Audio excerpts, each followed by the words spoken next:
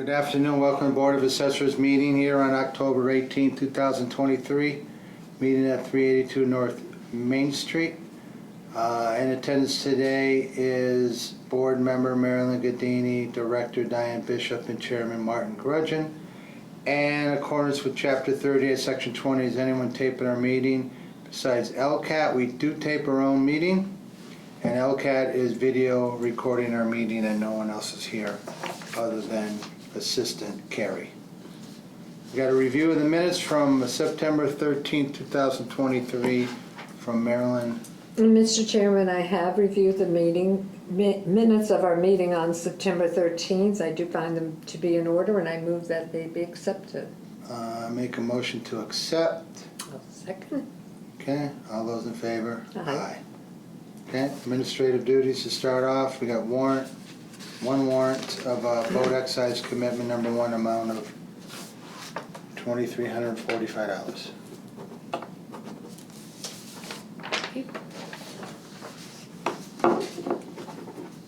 And we are missing a board member, and if anyone would like to join the Board of Assessors, please apply at the Town Hall. Reports, motor vehicle excise abatement for September 22 and 23, $3,007.86.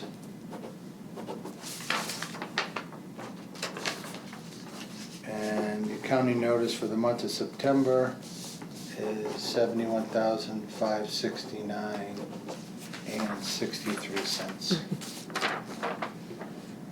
Sneeze too.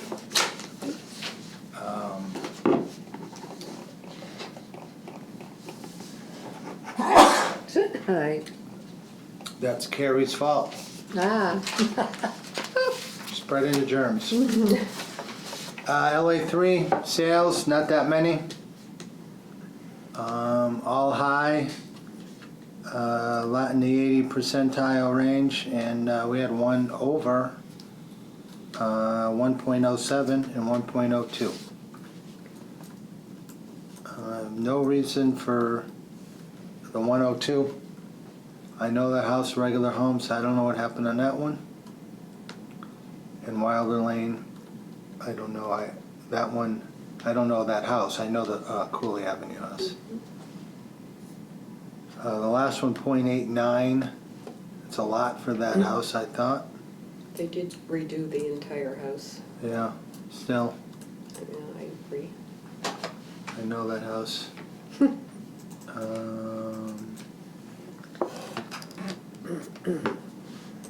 And I just saw a recent sale. It's Industrial Drive on here yet?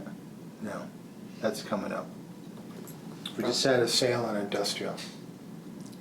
So for like 1.95 million, and we have it assessed for 982,000. So Wow. that must have just happened in October. Yeah.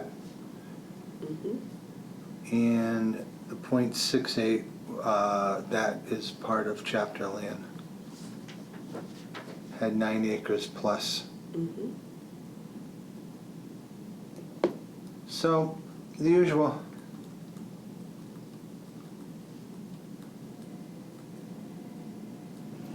Oh, I see that house. I wonder what that one Lots is. of building permit. Any questions on LA3, Marilyn? No. Okay. All set. Moving on to building permits. Wow. Any new homes, Diane? One new commercial building. Okay. And Is that the is- one next door here? Yeah, on Perv Street, right next to the senior center. Oh, okay, yeah. Tiny foundation. Hmm? It's going to be, It's going to have like a lower level and then a I think it's 3 stories. first yeah. floor and Yeah. a second floor.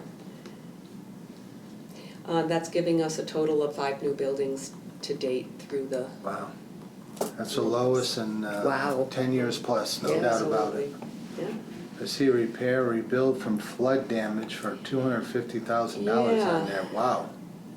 And there's no water near there, so... That's in the beginning of the street. That Yes, doesn't the make very sense. first house, and so I Oh, have to really? assume it had to do with a pipe, Oh, you know, like a water pipe break. it's pretty dramatic though. I meant to ask the contractor who built it, who is now doing the remodeling to it, and I totally forgot. Oh, the one Where are person. you on that one? I am on page 2, Okay. 8 down. Okay.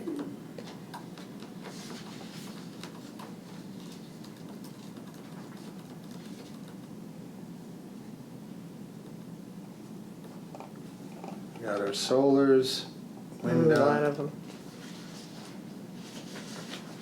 All right, any questions on that, Marilyn? Building report? Nope. Building permits, I'm sorry.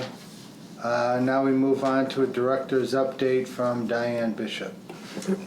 So our FY '24 values have been approved. They were approved on September 13th.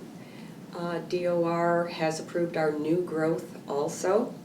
The overall real estate and personal property assessments totaling both personal and real estate increased 10%, with the average single-family home going up approximately 9%. 9%.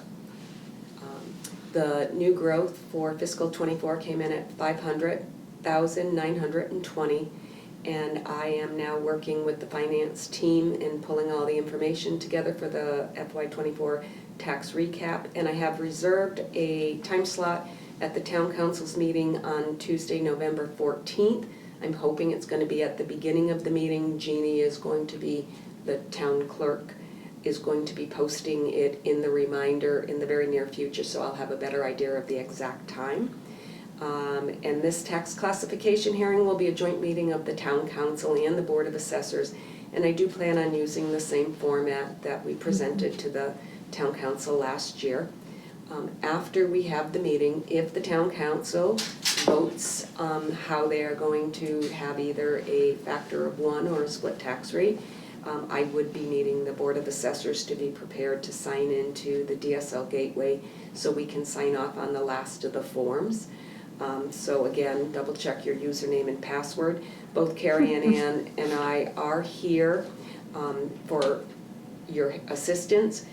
We could even, if you want, I'll bring my computer that night, and we can, after the town council meets, we could do it, sit off to the side and just do it right from one computer.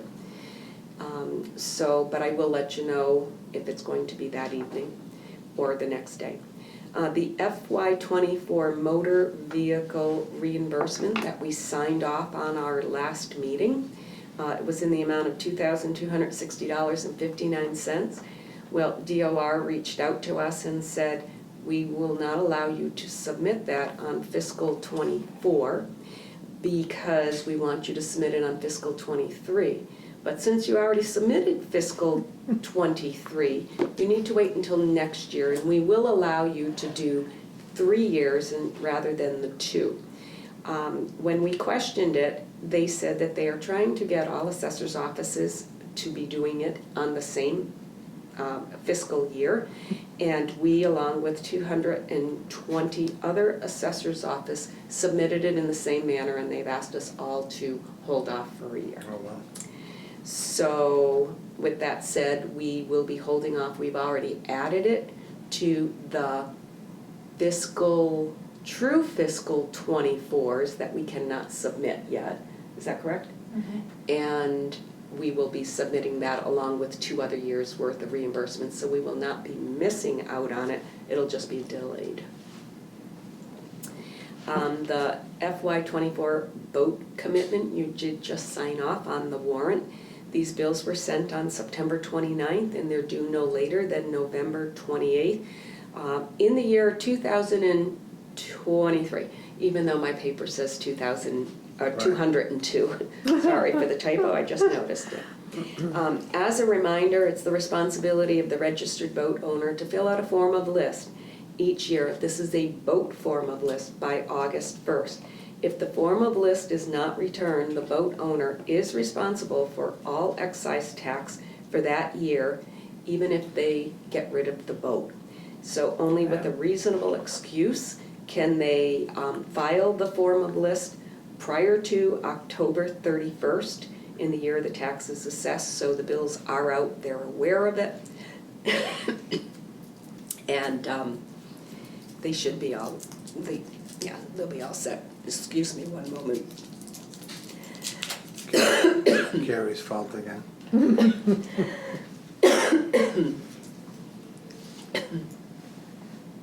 I don't know if I can continue. Okay. What's new in municipal law?